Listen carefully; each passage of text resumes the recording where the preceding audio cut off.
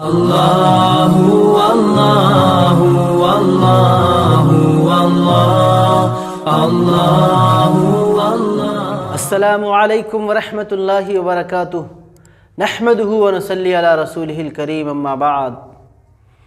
محترم ناظرین کرام اور سامعین اعظام، آپ صلی اللہ علیہ وسلم کے وفات پرملال کی باتیں چل رہی تھیں، بات ادھوری رہ گئی تھیں۔ آج بقیہ باتیں آپ سبوں کے گوش گزار کرنا چاہتا ہوں۔ آج کی یہ باتیں تیسری قسط ہوں گی، جب پیارے آقا صلی اللہ علیہ وسلم حضرت عائشہ رضی اللہ تعالیٰ عنہ کے حجرہ شریف میں تھے اور باقی اپنی زندگی کے آخری ایام بھی آپ صلی اللہ علیہ وسلم حضرت عائشہ رضی اللہ تعالیٰ عنہ کے حجرے ہی میں گزارے۔ ایک دن پیارے آقا صلی اللہ علیہ وسلم کے مرض کی شدت میں کچھ کمی محسوس ہوئی تو پیارے آقا صلی اللہ علیہ وسلم اپنے سر مبارک پر پٹی باندھے ہوئے مسجد تشریف لائے اور ممبر مبارک پر فروکش ہو گئے، ممبر مبارک پر بیٹھ گئے اور آپ صلی اللہ علیہ وسلم نے بیٹھ کر ہی خطبہ دیا۔ چنانچہ یہ آپ صلی اللہ علیہ وسلم کی آخری بیٹھک تھی۔ آپ صلی اللہ علیہ وسلم اللہ تبارک تعالیٰ کی حمد و ثنا اور ان کی تحمید و تعریف فرمائی، اور اس کے بعد آپ صلی اللہ علیہ وسلم نے صحابہ کرام کو اپنے پاس بلایا۔ صحابہ کرام رضوان اللہ تعالیٰ علیہم اجمعین آپ صلی اللہ علیہ وسلم کے قریب ہو گئے۔ پھر آپ صلی اللہ علیہ وسلم نے جو باتیں عرض فرمائیں ان میں سے ایک بات یہ تھی کہ اللہ تبارک تعالیٰ کی لعنت ہو یہود و نصارہ پر،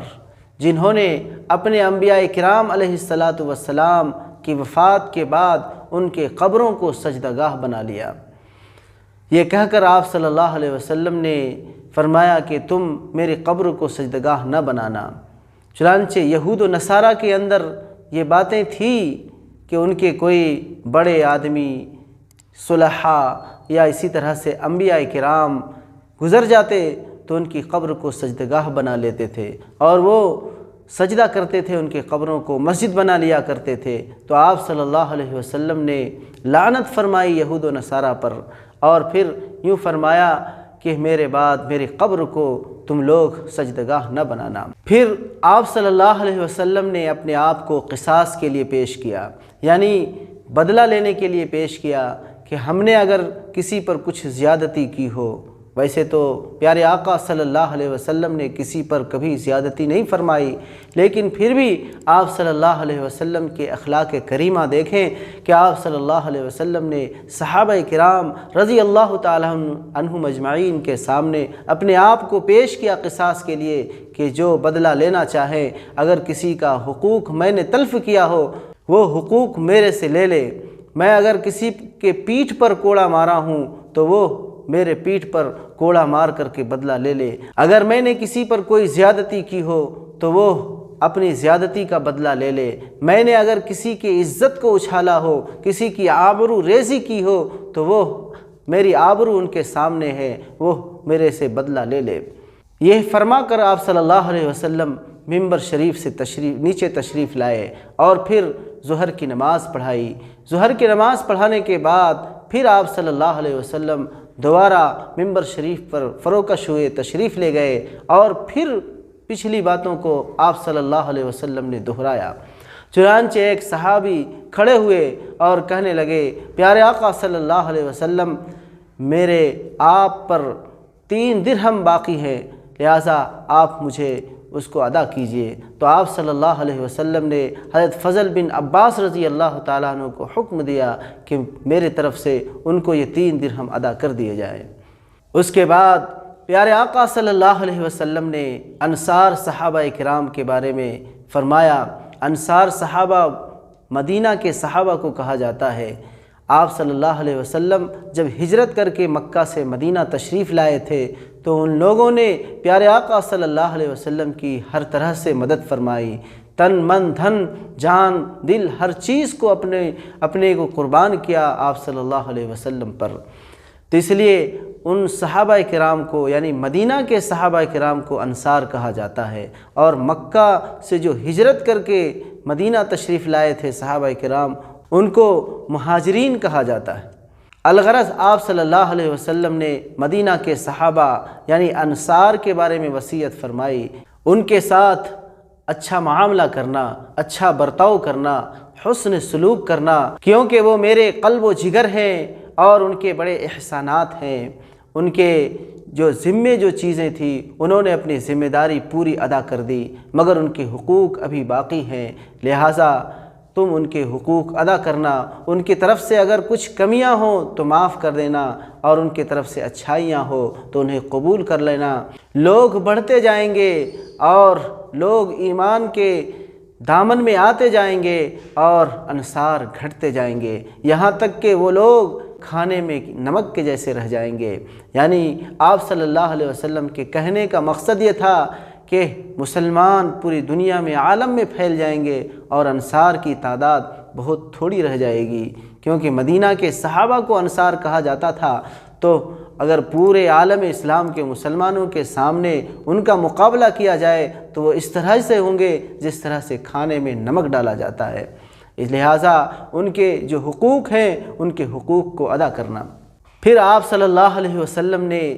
انصار کے بارے میں وصیت کرنے کے بعد آپ صلی اللہ علیہ وسلم نے پھر یہ فرمایا کہ اللہ تبارک تعالیٰ نے اپنے ایک بندے کو یہ اختیار دیا کہ وہ یا تو دنیا کی چمک دمک اور دنیا کی زیب و زینت میں سے جو چاہے اختیار کرنا وہ اختیار کر لے، اللہ تبارک تعالیٰ اسے وہ دے دیں گے، یا پھر اللہ تبارک تعالیٰ کے پاس جو ساز و سامان ہے اور جو اللہ تبارک تعالیٰ کے یہاں راحت و عافیت ہے وہ اختیار کر لے۔ چنانچہ وہ بندہ اللہ تبارک تعالیٰ کے پاس جو ساز و سامان ہے اور جو راحت و عافیت اور جو عیش و آرام اور سکون کی چیزیں ہیں ان کو اختیار کر لیا۔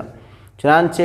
حضرت ابو سعید خدری رضی اللہ تعالیٰ عنہ فرماتے ہیں کہ جب آپ صلی اللہ علیہ وسلم یہ بات فرما رہے تھے، حضرت ابوبکر صدیق رضی اللہ تعالیٰ عنہ آپ صلی اللہ علیہ وسلم کے منشا کو سمجھ گئے کہ بندہ سے کون بندہ مراد ہے، وہ آپ صلی اللہ علیہ وسلم ہی تھے۔ وہ بندے سے آپ صلی اللہ علیہ وسلم کی ذات مقدس ہی مراد تھی، اس لیے حضرت ابوبکر صدیق رضی اللہ تعالیٰ عنہ درمیان ہی میں کھڑے ہو گئے اور آپ صلی اللہ علیہ وسلم کی بات کو منقطع کرتے ہوئے کہنے لگے، اے اللہ کے رسول صلی اللہ علیہ وسلم، میرے ماں باپ آپ پر قربان، میری مائیں آپ پر قربان، میرے بال بچے آپ پر قربان، میرے مال و دولت آپ پر قربان، میرے سیم و زر، میرے ہر چیز آپ پر قربان۔ یہی الفاظ کہتے جاتے تھے اور روتے جاتے تھے۔ چنانچہ بخاری شریف کی یہ روایت ہے، صحابہ کرام کہنے لگے، ان شیخ کو کیا ہو گیا، یہ شیخ کو کیا ہو گیا، یعنی حضرت ابوبکر صدیق رضی اللہ تعالیٰ عنہ کو کیا ہو گیا۔ آپ صلی اللہ علیہ وسلم تو اللہ کے ایک بندے کا ذکر کر رہے ہیں کہ جن کو اختیار دیا اللہ تبارک تعالیٰ نے کہ دنیا کی زیب و زینت میں سے، دنیا کی چمک دمک میں سے جو اختیار کرنا ہے وہ اختیار کر لیں، یا آخرت کے ساز و سامان میں سے جو اللہ کے پاس ہے اسے اختیار کر لے۔ تو اس بندے نے اللہ کے پاس جو ساز و سامان ہے اور راحت و عافیت کی جو چیزیں ہیں انہوں نے اس کو اختیار کر لیا، تو یہ شیخ کو کیا ہو گیا، یہ کیوں روئے جا رہے ہیں اور یہ اپنے جان کو اور اپنے مال کو اور اپنے اولاد کو اور اپنے ماں باپ کو کیوں آپ صلی اللہ علیہ وسلم پر قربان کرتے ہوئے رو رہے ہیں۔ چنانچہ آپ صلی اللہ علیہ وسلم نے حضرت ابوبکر صدیق رضی اللہ تعالیٰ عنہ کا دفاع کرتے ہوئے، ان کا جواب دیتے ہوئے فرمایا، ان کی طرف سے فرمایا، اے لوگو، حضرت ابوبکر صدیق رضی اللہ تعالیٰ عنہ کو چھوڑ دو، کیونکہ ان کے اتنے احسانات ہیں ہمارے اوپر کہ کسی کے اتنے احسانات نہیں ہیں۔ جس نے بھی ہم پر احسان کیے ہیں میں نے ان کا بدلہ دنیا میں دے دیا، لیکن حضرت ابوبکر صدیق رضی اللہ تعالیٰ عنہ کے اتنے احسانات ہیں ہم پر کہ ہم ان کا بدلہ نہیں دے سکے، اللہ تبارک تعالیٰ ہی ان کو اپنی طرف سے بدلہ عطا فرمائیں گے۔ پھر آپ صلی اللہ علیہ وسلم نے یہ فرمایا کہ مسجد نبوی صلی اللہ علیہ وسلم کی طرف جتنے دروازے کھلتے ہیں وہ سارے کے سارے دروازے بند کر لیا جائے، اور سب دروازے کو اپنے بند کر لیں سوائے حضرت ابوبکر صدیق رضی اللہ تعالی عنہ کے، کہ ان کا دروازہ مسجد نبوی صلی اللہ علیہ وسلم کی طرف کھلا رہے گا۔ گویا کہ یہ اشارہ تھا حضرت ابوبکر صدیق رضی اللہ تعالیٰ عنہ کے خلیفہ اول ہونے کی طرف کہ آپ صلی اللہ علیہ وسلم کی وصال کے بعد، آپ صلی اللہ علیہ وسلم کی رحلت کے بعد اگر کوئی خلیفہ اول ہوں گے تو وہ حضرت ابوبکر صدیق رضی اللہ تعالیٰ عنہ ہوں گے۔ آپ صلی اللہ علیہ وسلم نے اپنے اس قول کے ذریعے سے ان کی خلافت کی طرف اشارہ فرما دیا تھا۔ یہ ساری باتیں پیارے آقا صلی اللہ علیہ وسلم کی وفات سے 4 دن پہلے کی ہیں۔ محترم ناظرین، باتیں آپ صلی اللہ علیہ وسلم کی وفات کے سلسلے سے ان سے متعلق طویل ہے، لمبی ہے، دراز ہے، اس لیے میں اپنی بات کو یہیں ختم کر کے آپ سبوں سے یہ دعا کرتے ہوئے رخصت ہوتا ہوں کہ اللہ تبارک تعالی ہم سبوں کو پیارے آقا صلی اللہ علیہ وسلم کی کامل اتباع کی توفیق نصیب فرمائے اور پیارے آقا صلی اللہ علیہ وسلم کی ہر سنتوں پر ہم سب کو مٹنے والا بنائے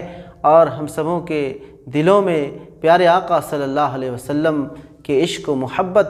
کی آگ ویسے ہی لگا دے جیسے کہ صحابہ کرام رضی اللہ تعالیٰ عنہ اجمعین کے دلوں میں پیارے آقا صلی اللہ علیہ وسلم کی عشق و محبت موجزن تھی۔ آمین۔ وما علینا الا البلاغ۔ السلام علیکم ورحمۃ اللہ وبرکاتہ۔